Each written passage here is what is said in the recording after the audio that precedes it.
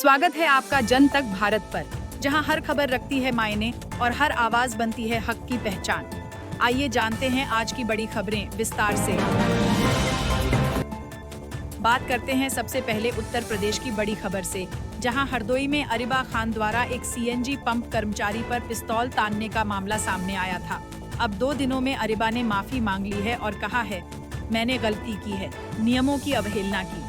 योगी सरकार की सख्ती के चलते यह तेजी से बदला मामला अब सोशल मीडिया पर भी सुर्खियों में है। अब बढ़ते हैं बिहार की तरफ, जहां प्रधानमंत्री नरेंद्र मोदी ने आज सीवान से विकास कार्यों की बौछार कर दी। 400 करोड़ की Vaishali Deoria rail line, पटलिपुत्र Gorakhpur Vande Bharat train और नमामि गंगे योजना के तहत RS 800 करोड़ के STP प्लांट्स का उद्घाटन किया। साथ ही 15 नए सब स्टेशनों में 500 मेगावाट की battery energy storage system launch की गई, जो बिहार को ऊर्जा के क्षेत्र में आत्मनिर्भर बनाने की दिशा में बड़ा कदम है। बात करते हैं अगली खबर की, जहां पटना गोरखपुर वंदे भारत एक्सप्रेस की शुरुआत आज से हो गई है।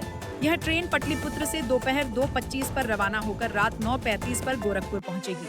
हालांकि 384 किमी की दूरी में 7 घंटे का समय और औसत गति 60 किमी घंटा सवाल खड़े करती है कि क्या यह वास्तव में हाई स्पीड ट्रेन है। अब रुख करते हैं हिमाचल प्रदेश का, जहां कांग्रेस सरकार के खिलाफ ठेकेदारों का बड़ा प्रदर्शन हुआ।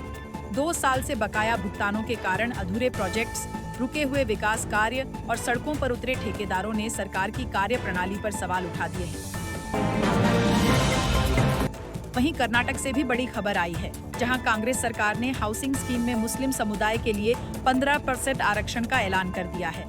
बिना किसी जनगणना या सर्वे के यह फैसला विपक्ष को भड़काने के लिए काफी रहा है और सवाल उठे हैं कि क्या कांग्रेस अब खुले तौर पर मुस्लिम फर्स्ट की नीति पर चल रही है।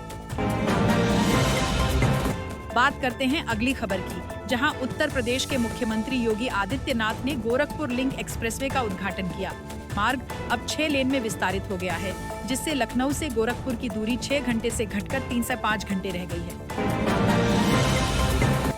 अब बढ़ते हैं राष्ट्रीय खबरों की ओर। मुकेश अंबानी की जियो फाइनेंशियल सर्विसेज लिमिटेड ने एक बड़ा अधिग्रहण किया है। SBI की 17.8% हिस्सेदारी खरीदकर जियो पेमेंट्स बैंक को पूरी तरह अधिग्रहित कर लिया गया है। यह डिजिटल बैंकिंग और फिनटेक सेक्टर में एक नया युग शुरू करने वाला कदम माना जा रहा है।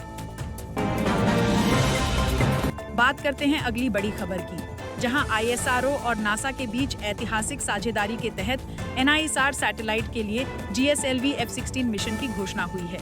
यह सैटेलाइट जलवायु परिवर्तन, भूकंप, ज्वालामुखी और जमीन की हलचलों की निगरानी में अभूतपूर्व क्रांति लाने वाला है। लॉन्च की समय सीमा 16 जुलाई से 14 अगस्त 2025 के बीच तय की गई है। अब बढ़ते हैं रक्षा समाचार की ओर। जोरावर लाइट टैंक ने डेवलपमेंटल ट्रायल्स सफलतापूर्वक पास कर लिए हैं और अब यूजर ट्रायल्स के लिए तैयार है। वहीं DRDO ने स्वदेशी स्क्रैमजेट इंजन की 1000 सेकंड की परीक्षण सफलता के बाद हाइपरसोनिक क्रूज मिसाइल प्रोग्राम के लिए सरकारी मंजूरी मांगी है, जो भारत को हाइपरसोनिक क्लब में ले जाएगा। बात करते हैं अंतर्राष्ट्रीय खबरों की।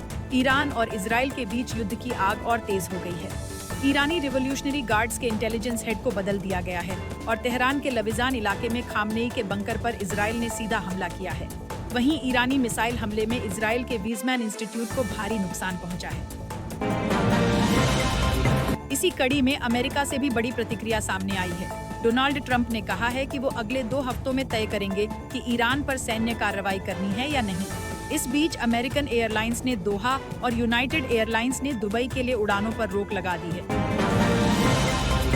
बात करते हैं पाकिस्तान की। डिप्टी PM इशाक डार ने पहली बार कबूल किया है कि ऑपरेशन सिंदूर के दौरान नूर खान और शोरकोट एयरबेस को भारत ने निशाना बनाया था। यह पहली बार है जब पाकिस्तान ने भारत की कार्रवाई की पुष्टि सार्वजनिक रूप से की। इधर भारत के मुख्य न्यायाधीश BR गवई ने इटली में न्यायपालिका की भूमिका पर बात करते हुए बुलडोजर जस्टिस की आलोचना की, लेकिन सवाल उठता है कि न्याय की धीमी प्रक्रिया ही क्यों अधिकारियों को कानून हाथ में लेने पर मजबूर करती है। बात करते हैं एक और खास टिप्पणी की। न्यायपालिका पर बढ़ते आरोप कि वह देशद्रोही और जिहादी मामलों में जल्दी राहत देती है, जबकि कश्मीरी हिंदुओं या सिख दंगों के पीड़ितों को आज भी न्याय नहीं मिला। यह धारणा अब व्यापक होती जा रही है कि कुछ वकीलों की लॉबी का वर्चस्व सर्वोच्च न्यायालय में हावी है। बात करते हैं अगली खबर की। फ्रांस की सैफ्रन कंपनी और HAL के बीच नया करार हुआ है, जिसके तहत अब भारत में ही लीप इंजनों के रोटेटिंग पार्ट्स बनाए जाएंगे। यह मेक इन इंडिया की दिशा में अहम कदम है। और अंत में बड़ी राहत की खबर, ईरान ने भारत को विशेष छूट दी है और अपने एयर स्पेस को खोल दिया है ताकि 1000 भारतीय छात्रों की निकासी की जा सके। मध्य पूर्व में बढ़ते युद्ध के बीच यह एक राहत भरी पहल मानी जा रही है। तो ये थी आज की बड़ी खबर, सिर्फ जन तक भारत पर, जहां हर सच पहुंचे जन तक।